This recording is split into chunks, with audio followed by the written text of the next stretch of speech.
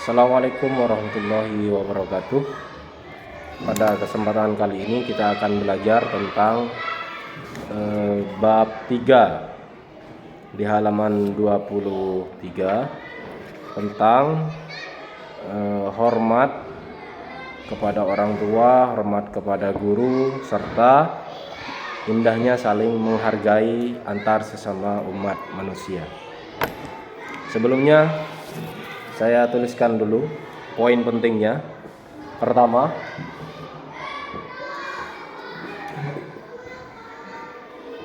hormat kepada orang tua.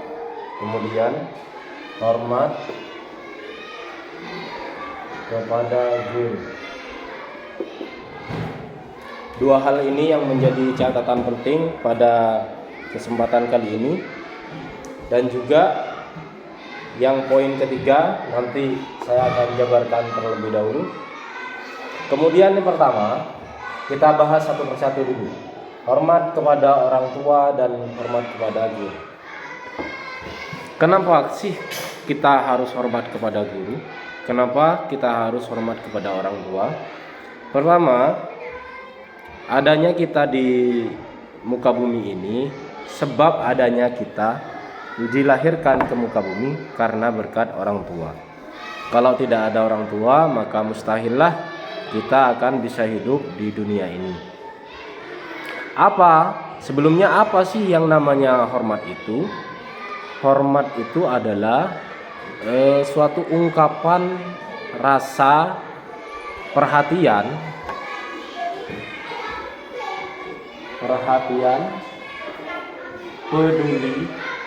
peduli, kemudian rasa sayang, kemudian rasa empati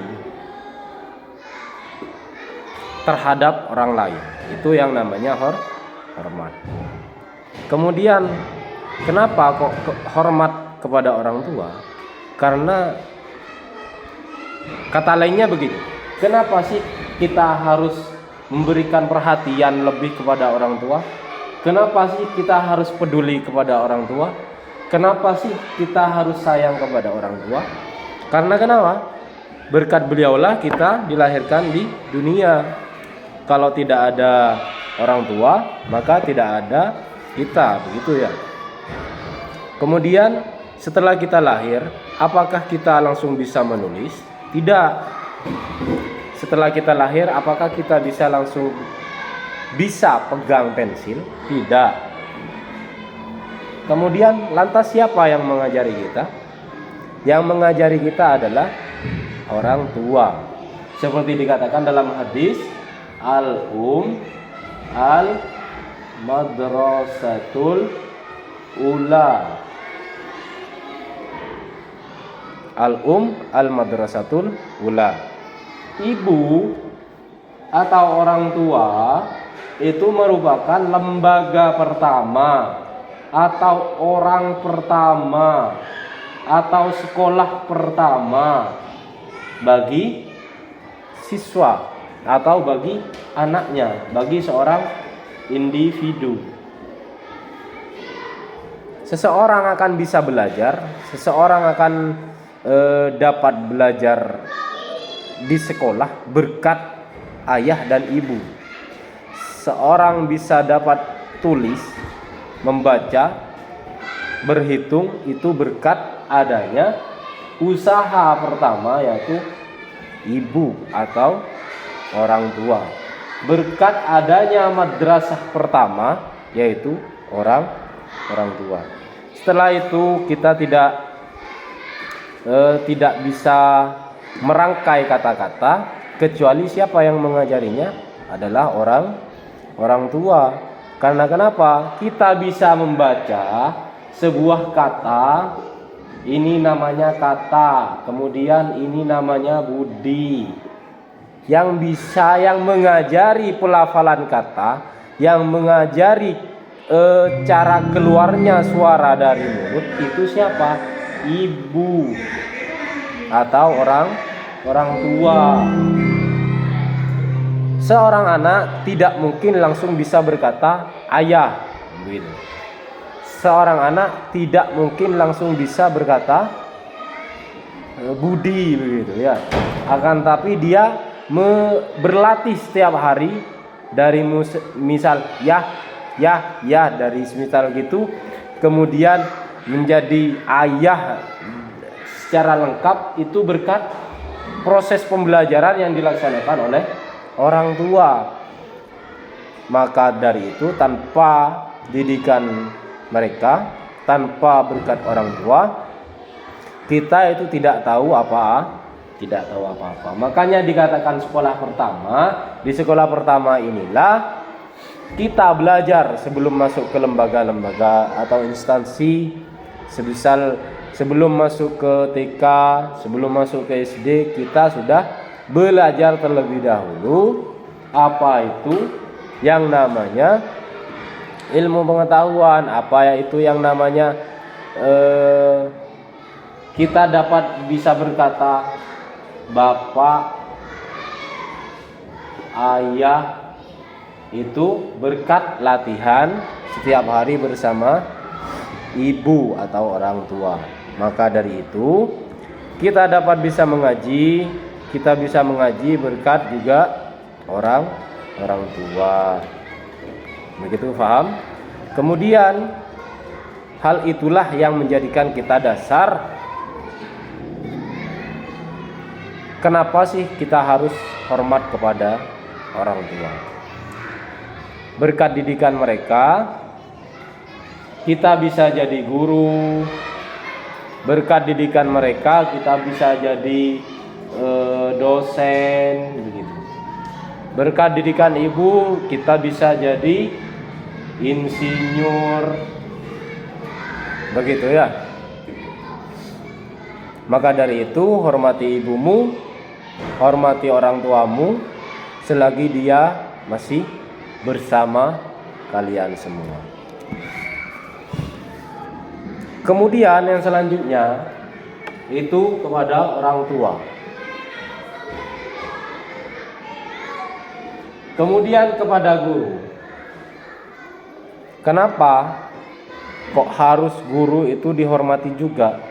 Karena dalam hadis dikatakan yang namanya orang tua itu ada 3. Siapa saja? Man waladaka.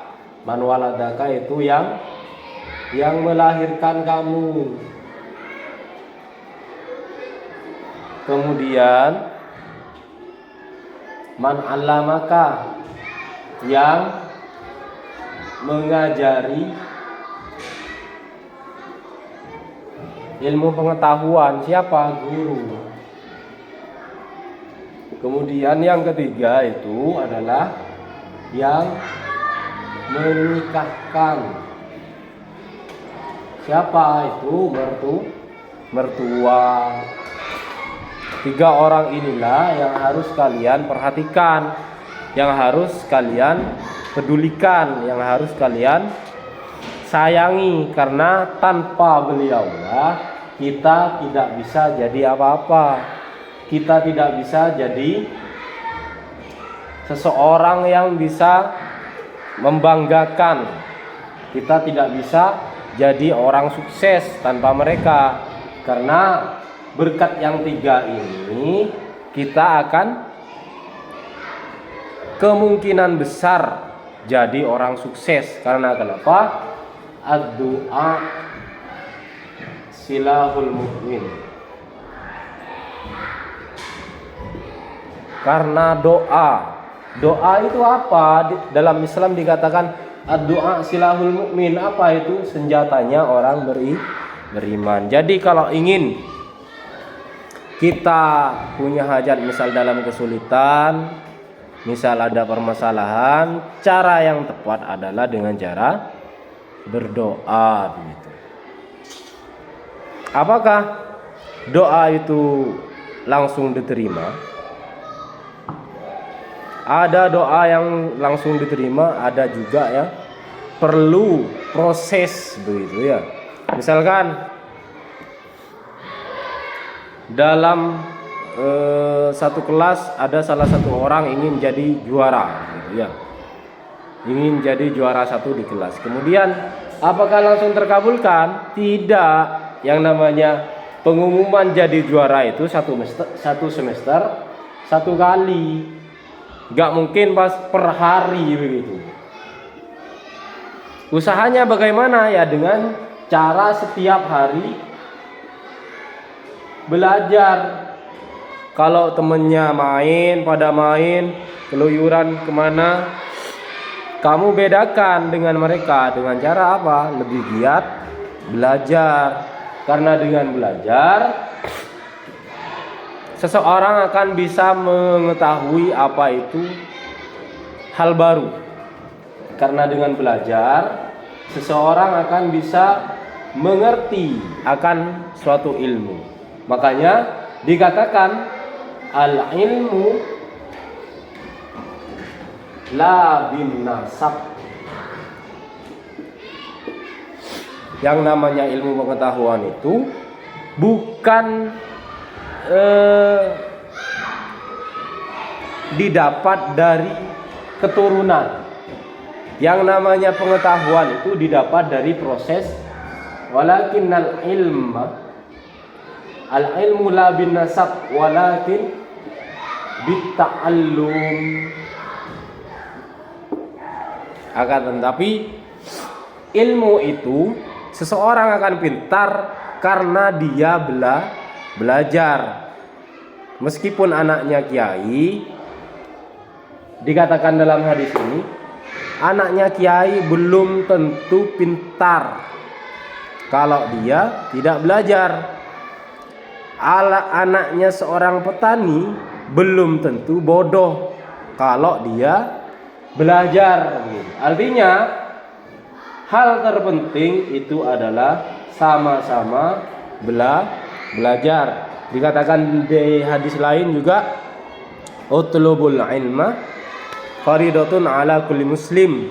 Yang namanya menuntut ilmu itu wajib hukumnya bagi orang Islam. Agar supaya kenapa? Kita tidak mudah dibohongi oleh orang lain. Kita tidak mudah untuk ditipu orang lain gitu ya. Karena kecerobohan kita, karena kebodohan kita, akhirnya kita mudah dihasut orang lain. Maka dari itu semenjak awal adanya Islam, Allah beserta Rasulnya itu memerintahkan seorang umat untuk cerdas. Ayat pertama yang turun adalah Iqra, bacalah. Dari ayat ini kita secara tidak langsung dituntut untuk terus membaca. Apa itu fungsinya? Agar supaya apa yang sudah kita baca itu jadi ilmu, jadi pegangan hidup, jadi pendirian. Secara tidak langsung, kalau orang sudah secara terus-menerus belajar atau membaca, baik itu hal yang berkaitan dengan pembelajaran ataupun hal yang lainnya, maka dia akan wawasannya luas, kaya akan wawasan. Misal dimintai pendapat, dia langsung angkat tangan begitu. Karena kenapa? Karena bekal ilmu yang didapat itu lebih banyak daripada yang lainnya. Karena kenapa? Dia selalu membaca begitu.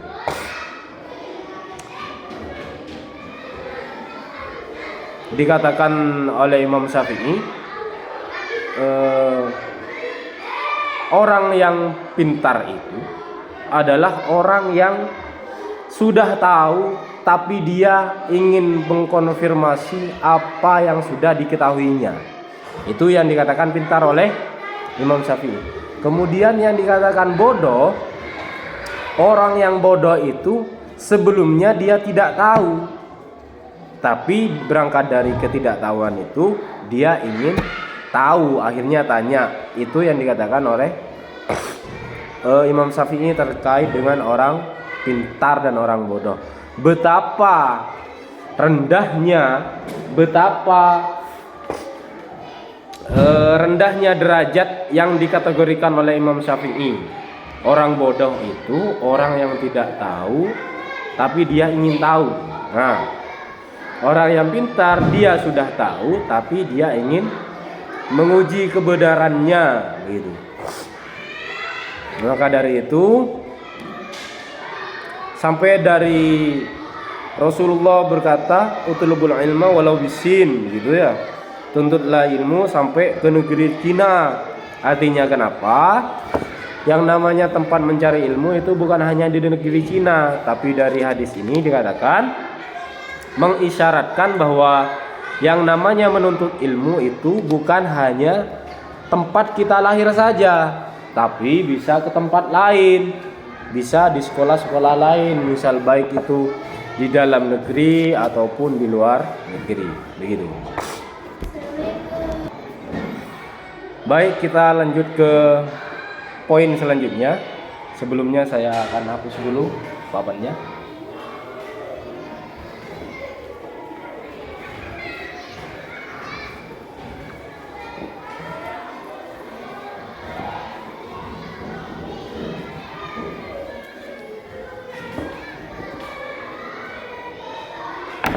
Poin selanjutnya tentang sikap menghargai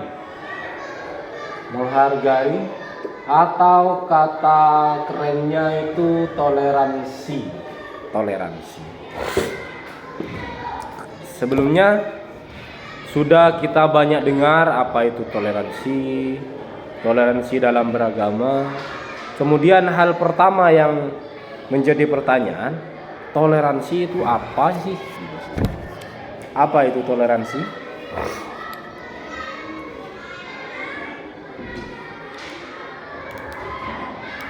Apa itu sikap menghargai?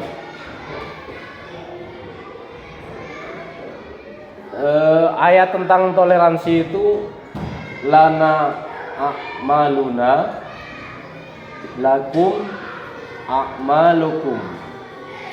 Lana a'maluna lakum a'malukum.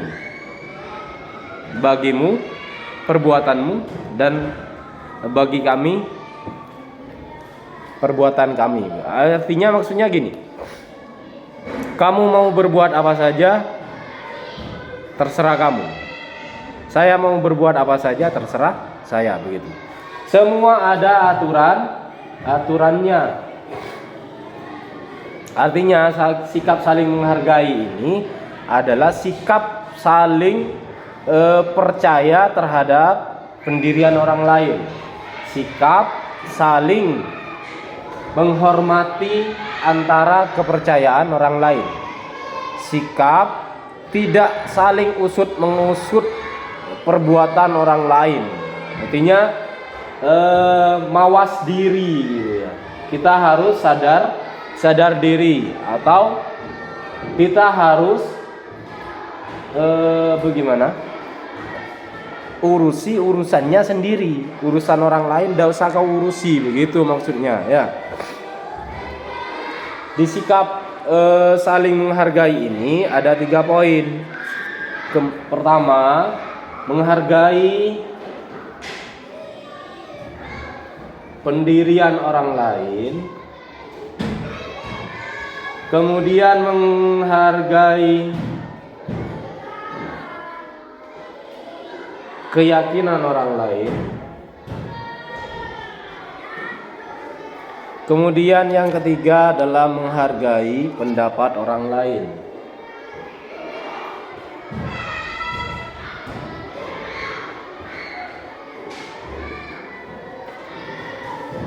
Poin pertama gimana maksudnya Pak Guru? Begitu.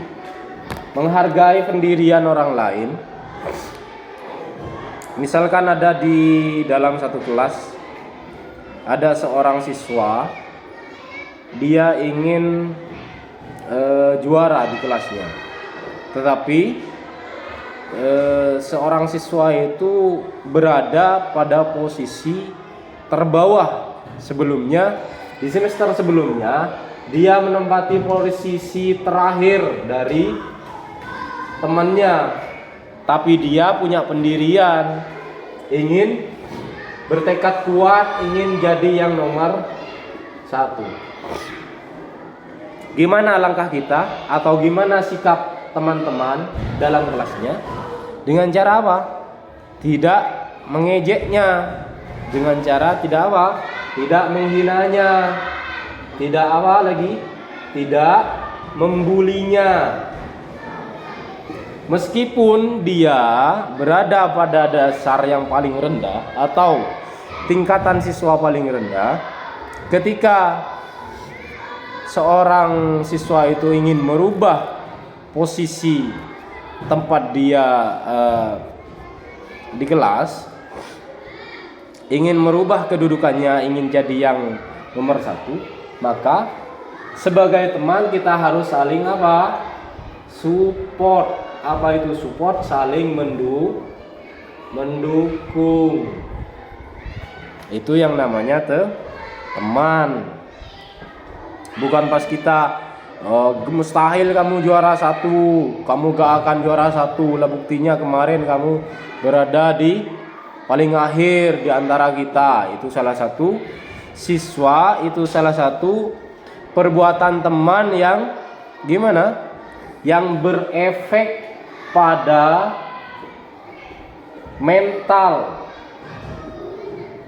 Berefek pada mental. Akhirnya kalau dia mempunyai mental yang down, dia akan merasa, oh iya ya, saya sadar diri, saya sudah berada di posisi paling bawah, saya sudah orangnya gak aktif di kelas, kemudian dan lain sebagainya. Ketika seseorang itu sudah down mentalnya, maka dia akan putus asa. Nah, hal inilah yang ditakutkan ketika ada teman kita yang merendahkan kita, maka kita harus optimis. Apa itu optimis? Percaya diri atau kata kerennya pede begitu ya. Maka dari itu, kalau kita sudah kuat pendirian, gak mudah disingkirkan oleh orang lain, maka kita akan sukses. Apa yang kita inginkan tercapai. Begitu. Kemudian yang kedua, poin kedua, itu tentang menghargai keyakinan orang lain. Sering kali saya katakan, kita sebagai orang Indonesia ini banyak macamnya agama, bermacam-macam agama. Sedangkan yang hidup di sekitaran kita saja, bukan hanya orang-orang Muslim saja, tapi ada kerabat kita orang Kristen, ada kerabat kita orang Buddha. Nah, bagaimana dengan ini? Kita akan berbeda agama. Nah, lantas bagaimana kita sebagai orang Indonesia yang baik, kita sebagai Muslim yang taat, ya ini dengan cara saling menghargai. Karena dikatakan dalam Pancasila juga, yang namanya sila pertama itu ketuhanan yang Maha Esa. Artinya semua orang yang berada di Indonesia itu berhak memilih salah satu agama yang dia yakini. Makanya ketuhanan, dikatakan ketuhanan yang Maha Esa, bukan Allah yang Maha Esa, karena ketuhanan ini bermakna atau bersifat umum. Semua agama memiliki itu Tuhan. Dari situ dikatakan ketuhanan, bukan Allah, bukan Yesus begitu ya. Dikatakan umum agar supaya semua yang beragama baik itu agama Islam, Kristen, Buddha juga merasakan bahwa yang namanya ketuhanan itu Esa begitu. Kemudian dari ketuhanan yang Maha Esa ini kita dituntut untuk apa? Sila ketiga, Persatuan Indonesia. Persatuan Indonesia maksudnya adalah saling menghargai. Meskipun kita beda pendapat, beda keyakinan, yang namanya orang Indonesia harus saling menghargai, saling toleransi dalam kehidupan saja. Nah, bagaimana tentang terkait dengan ibadah? Ibadah yang masing-masing. Lakum dinukum waliyadin, dikatakan lakum dinukum, untukmu agamamu dan untukku agamaku. Terserah Anda mau sholat 5 kali sehari, terserah. Anda mau sholatnya seminggu sekali, terserah. Itu akan kembali atau berimbas pada diri kita sendiri ketika kelak di hari kiamat, begitu. Maka dari itu, dalam hal kehidupan sosial kita harus saling menghargai. Adapun berkaitan dengan ibadah, kita tidak boleh bercampur aduk. Misalkan hari pertama ke gereja, hari kedua ke masjid, itu namanya campur aduk agama. Itu tidak boleh. Man tasyabbaha biqaumin fahuwa minhum, begitu ya. Dikatakan dalam hadisnya, barang siapa yang ikut-ikutan atau menyerupai suatu kaum, baik itu dalam beribadah, maka dia sudah masuk dalam agamanya, begitu. Itu hadis yang sangat ekstrim sekali dikatakan, agar supaya kita lebih berhati-hati dalam melaksanakan atau bersikap toleransi saling dalam umat beragama, begitu. Kemudian yang terakhir, menghargai pendapat orang lain. Misal kita belajar kelompok, ada dalam satu kelompok itu 3 pendapat. Nah, 3 pendapat itu berbeda-beda. Nah, kita tidak boleh menjustis pendapat A itu salah, pendapat B itu benar, kemudian pendapat C itu setengah-setengah, gak boleh. Karena kenapa? Semua orang bebas berpendapat. Caranya gimana? Yaitu dengan cara mencari kebenarannya secara bersama-sama, menguji pendapat pertama apakah benar atau salah secara bersama-sama. Kalau kita sudah mencarinya bersama-sama, kemudian kita mengetahuinya secara bersama-sama, meskipun pendapat kita salah, pasti kita akan menerima lapang dada. Karena kenapa? Kita dari tidak tahu menjadi tahu. Berkat kerja kelompok atau kerjasama, kita akhirnya yang tidak tahu menjadi tahu, begitu. Yang tidak paham menjadi paham. Makanya kalau ada teman kita yang beda pendapat, jangan dihujat, gitu ya. Yang lainnya berpendapat A, kemudian ada salah satu di antara teman kita berpendapat B, jangan dihujat dulu. Takutnya yang pendapat B itu yang benar, gitu ya. Makanya Suro bainakum, dikatakan dalam Al-Quran, suro bainakum. Artinya gimana?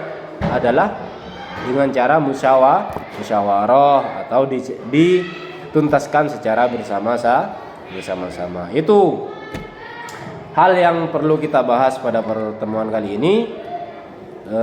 Jika ada pertanyaan silakan bertanya. Kemudian kalau sudah, saya akhiri, kurang lebihnya mohon maaf. Wassalamualaikum warahmatullahi wabarakatuh.